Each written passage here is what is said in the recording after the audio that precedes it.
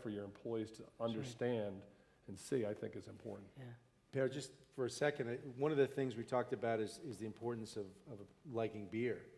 The other thing I look for in hiring people is people who've had a bad work experience. Because if you come from, I mean, my belief is, if you come from a dysfunctional environment, or Dan listed a couple of things there, we will be a better place for you. And I think that's really important. I think the other thing that is usually is common among our people is people have come there and taken less money to come there. They can come from bigger organizations, much like Dan and I came there from the finance world, to places where maybe we definitely made more money and didn't like it as much. So that part of the culture is is an environment where that's there. And I know that's some other businesses aren't like that, where it's in a competition. Well, I can do this. So I think that sets a different tone in the company, where those people are like, well, I'm going to make sure I defend this culture because I'm sort of paying for this culture in some ways, and I think that's a way to kind of people have invested in it. That's right. All of us have, That's right. and I think that's an important thing too. Yeah, that's great. Other questions, comments, please? I have a two-part question. Oh, would you stand up, and the gentleman with the microphone, we'll get it for you if you don't mind. Great, thank you. Thank you. I had a two-part question. When you were first starting out, what marketing strategy did you find was the most effective for you? And then at what point did you go from survival mode to success? What did you feel was the turning point from survival to success? All right. I guess the two-pronged marketing strategy when we got out was to use PR, use newspaper and TV coverage of opening up this brewery in Boston, these three guys from Harvard that started it. And we got a lot of publicity for that. And taking that publicity, saving the clippings, and using that to convince retailers that we were legit, for real. You know, that if somebody was covering us, then we must be legitimate and somebody you might want to give us a chance to. So I think those were the, that was probably the biggest thing. The second was to come out with draft beer only, and with the belief that if in 100 accounts, through personal selling and promotion in the accounts, we could kind of sit on the accounts, sort of like maybe a bird nesting. We could sit on them and nurture them in a way that our competition couldn't, because we couldn't outcompete them over a large geographic area, but we could in an individual. And then if we could kind of incubate the brand in that marketplace, we could be successful after that. Could you just explain something that probably means more to you than it does a lot of people? Draft beer only. We put the beer in kegs when we started instead of putting the beer in bottles. So it was only available in kegs, which is less capital intensive and less costly than having a bottling line run. But then limited you to really serving but very particular Bars and restaurants. It limits you in bars and Markets. restaurants. Right. That's right. So that's those I think two things are probably. And then the name of the product, picking a name that was evocative of New England and New England seafaring history, and I think that was easy to remember, those things. But having a limited, again, draft only meant it was a finite number of target accounts for us. So it was really much more of a sales effort in a way than it was marketing or one-on-one marketing, because we would be out and we would get to know the bar owners to try to get a draft knob, and then we'd be running promotions at night, trying to meet consumers and create a buzz for this product, so that 6 or 9 months later, when we finally got it in bottles, they could, people would go into their package and say, oh, I had that beer at the Sevens or at Doyle's or someplace, or Faneuil Hall, and I'd love to try it. and very local. Very, very local. Yeah, Really personal selling. hand selling. The turnaround, there were a couple turnaround, but the main one was in '93 when IPA came out, and that really, it changed the business for us. Please, in front. You guys can sort it out. You're sitting next to each other. So a quick story and then just a question. Sure.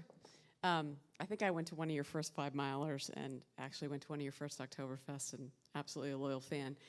But as a follow-up, the market certainly has changed. There's a lot of craft brews. If you go to, I went to Yankee Spirits the other day and I was astounded by the aisles. How has your marketing strategy changed today? What are you doing to kind of go after the number of brews that are out there? And I know people that are just interested in beer and the flavors, and you have a limited number of flavors. There's a lot more out there. How are you kind of going after all those other craft brewers that are coming up?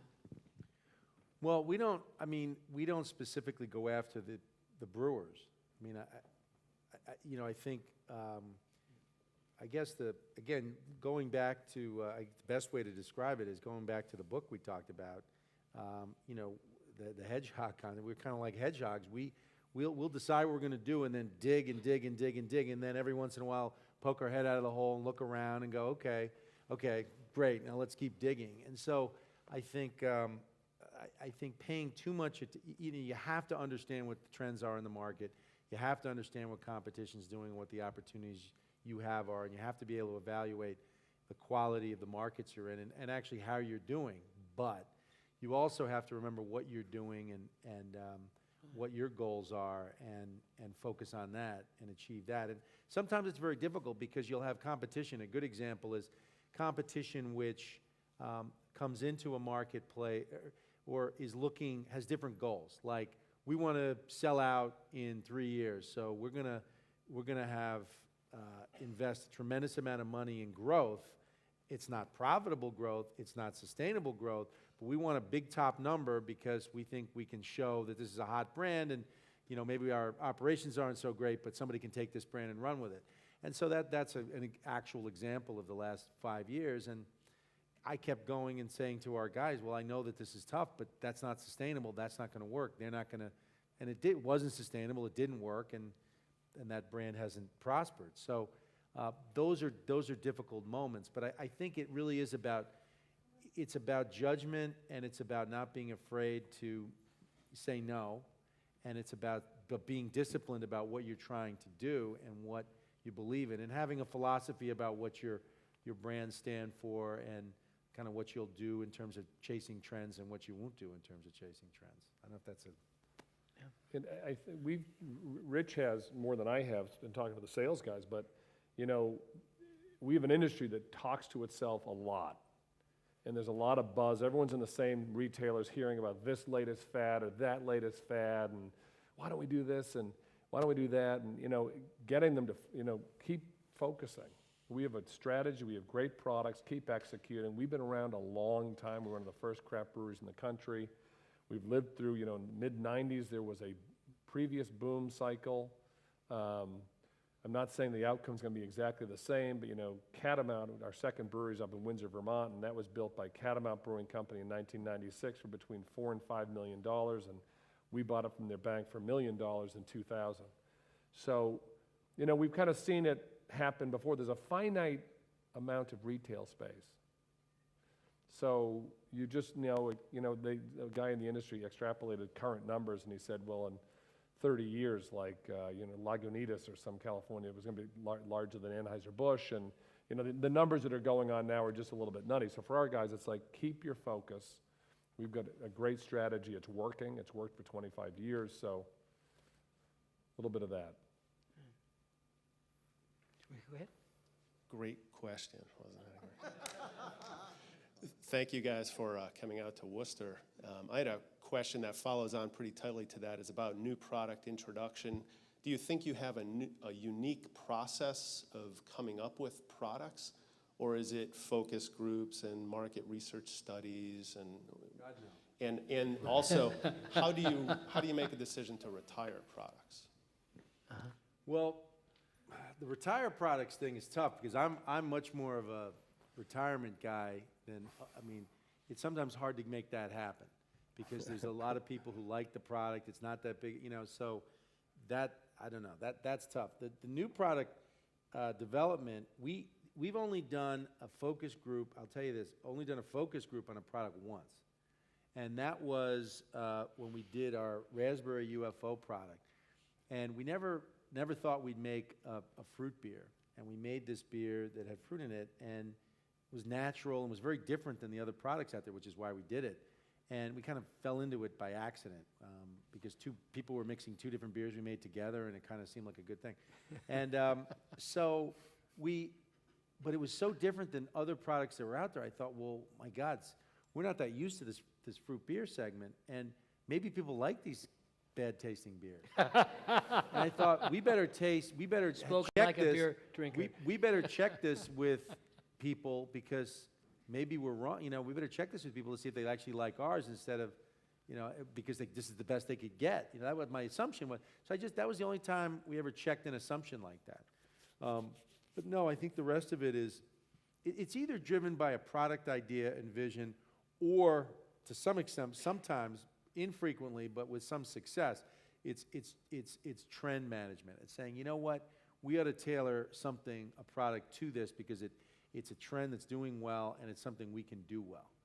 So we've done that as well, but much less often. And it's not through focus group. That's just through reading sales trends. So, but most Like of the time, the Rye IPA, yeah, that's a good one. for our 25th anniversary, a year and a half ago, you know, decided that we should brew a beer for the 100 Barrel Series, which is our specialty line that we do 4 or 5 different styles a year, just one-offs. And so we, you know, for like 2 months couldn't come up with what we wanted to do. And so we decided, it was in January of 2011, we would just go out for a night. And we did. We had our Boston sales manager give us a list of all these great beer bars in Boston, Cambridge, and Somerville, and we just went out trying beers, just real small amounts, Dad, not a lot. And we had a rye ale at one of the bars, and we love IPA, and it was just like, gosh, you know, we love the rye style. This could be kind of fun to marry them together, and that was that. And so it was like, we came back to the brewery the next day and said to our brewers, like, we have an idea. And if they didn't, you know, laugh too hard or threaten to quit. They did test batches, and we came out with that style, the 100 Barrel, and we loved it. People in the brewery loved it. It did great out in the trade, a lot of positives, so we decided to introduce it as a year-round. So it's almost exclusively internally driven. Interesting. Please, I'm back there. Hi, so that makes me ask the question, which Rye IPA inspired Rich and Dan's? It wasn't a rye IPA. Well, which rye? No, I'm it was a beer from Norway. Oh, really? Okay. And it was in Davis Square. I always forget the name of the bar in Davis Square, but it was a rye beer from Norway. And it rekindled something, because we had done a red rye in our 100 Barrel series about 5 or 6 years ago. And I liked it, Rich liked it, and so this was like, oh wow, this is fun. Rye's good because it adds spiciness and another layer of taste. But I'm not being coy, I just don't remember the exact name of the beer. But it was Norwegian, I do remember that. Cool. Others? Questions, comments? I will come up with them, so, please. Yeah, I've enjoyed the conversation tonight. I'm just trying to, not that familiar with the organization, just trying to put it in context. If you're comfortable sharing it, can you talk about total revenues, number of employees, kind of threats to your margins, threats to your competitive position, and geographic expansion? I don't know if you sell your product outside New England, or you know much about your geographic Good questions, thank penetration. you. Yeah, we didn't cover a lot of the real basics. Sure, we sell in 26 states, Maine down to Texas. We're just over $50 million in revenue. We have 170 full-time and about 70 part-time employees. The part-time number is largely tour givers, and then we have a beer garden and restaurant in Vermont. We are opening a new beer hall in Boston, hopefully in January. Let's see, did I miss anything? Competitive threats or? Margin threats, such Margins, as you commodity know, prices, how you manage those. Margin, I'll focus on margin for a second, because it kind of gets to the continuous improvement thing that we had been talking about at some point, maybe earlier tonight. And we focus a great deal on margin. And, you know, because margin is kind of a great catch-all for the way that you're running your business. It's not only, I think a lot of times people focus on the expense side, but, you know, the pricing side is equally important. And so for us, you know, we sell through about 105 wholesalers in those 26 states. Boston, we are our own wholesaler. It's about 25% of our business. The pricing varies from state to state. You have different people at play. You have your competitors. We're not pricing leaders. You have the wholesalers that take a slice, the retailers that take a slice. So it's really a challenging job to do, and Rich does a great job at that. On the margin side, you know, we try to share that knowledge with our managers so they are fully on board with us in managing our expense lines to hit a gross margin number. And I'd say we have been under some margin pressure in the last few years. The pricing environment's been tough with the recession. Malt and hop prices have gone up dramatically, somewhat due to the misguided ethanol programs. The energy was bad. Energy's gotten better this year. Electricity prices, natural gas prices are wonderful. That's relieved some of the pressure a bit. Employee benefits. So we've had some margin. There's been a small amount of margin erosion over the last 2 to 3 years, but we started in a healthy place, and you can bet we're absolutely committed to getting back where we were, if not exceeding that. In the competitive landscape we kind of talked on earlier, you know, people say, gee, all these new breweries, it must be wildly competitive, and my short answer to that, and I don't know what Rich's is, it's always been incredibly competitive. You know, from our first Yeah. I mean, a lot of people would have thought 25 years ago, how the heck are you going to take on Anheuser-Busch? Completely, and we've had the largest, you know, craft brewer in the country with their corporate headquarters, not necessarily their breweries, but their corporate headquarters in Boston. And we've had targets on our backs. It's been a very, very competitive business since day one. And the competition just evolves. And I think, as we said earlier, you know, focusing on what you do and not just reacting to other people is something we learned the hard way, you know, in our earlier days, but I think it's incredibly important now as well as it was then. Did I get everything? I think you did. Just curious, how big a competitive threat are distributors of beer? You know, you go to a bar and a beer's there one week and it's not there the next. You find out that a distributor has kind of squeezed out the beer they didn't distribute in order to, you know, force a proprietor to carry the beers they do distribute. Well, I mean, it's competition. I mean, at that level as well. I mean, wholesalers will have a variety of different brands that they represent, and they're competing with their competition to get their products in. Hopefully, when you have a bad relationship is when your wholesaler is knocking your product out to put in one of their other brands. That's when you have a discussion with them. But if they're, you know, if another wholesaler is trying to get your brands, you know, out of your wholesale, that's the way it goes. I mean, that's what the business is about. It's every day. It's a competitive battle. You know, it's like playing a sport, but there's no clock.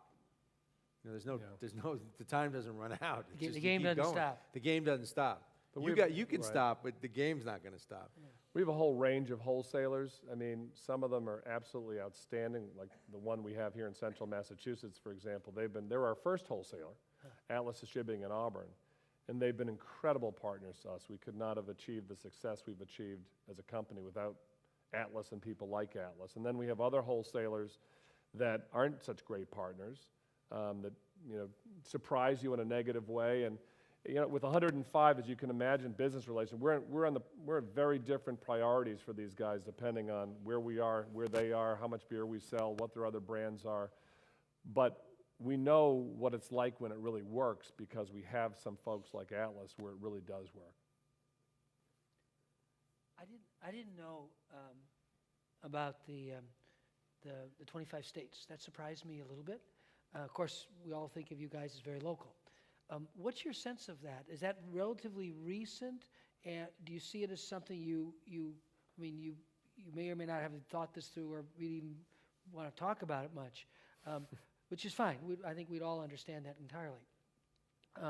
But how do you feel about being in 25 states versus New England?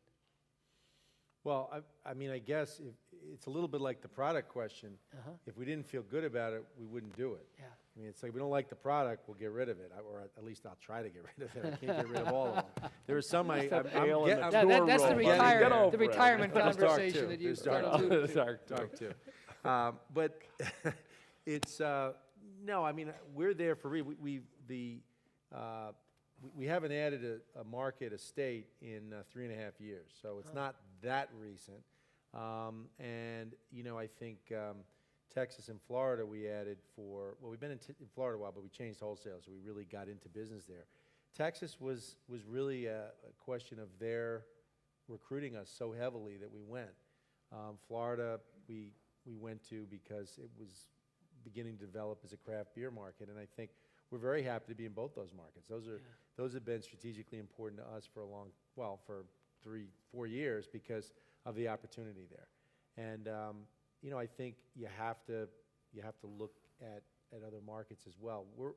We're not likely to go much further than that because you can't do it and compete because of the cost of freight. You can do it. It's always funny. I always think what's interesting is, and I'm sure Dan did very well in marketing in business school. My best class was cost accounting. So I'm the sales and marketing, but I'm a cost accounting.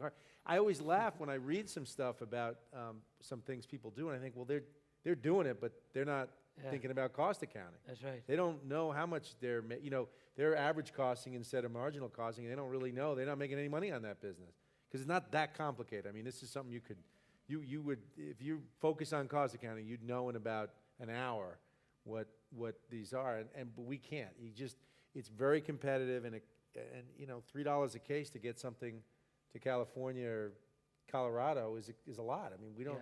It's a very small, very heavy product, very low margin Shipping product. around a lot of water. And it doesn't make sense, and that's why it's a great local market. So Yeah. Texas doesn't sound very local, but that's as far as we can really go and be competitive.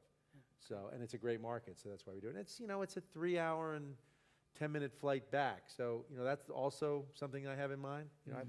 The 5 and 6 hour flights, You I'm don't not feel that like keen on. schlepping all around the country. Yeah, so that Texas is about it. That's good. That's fine. Florida too.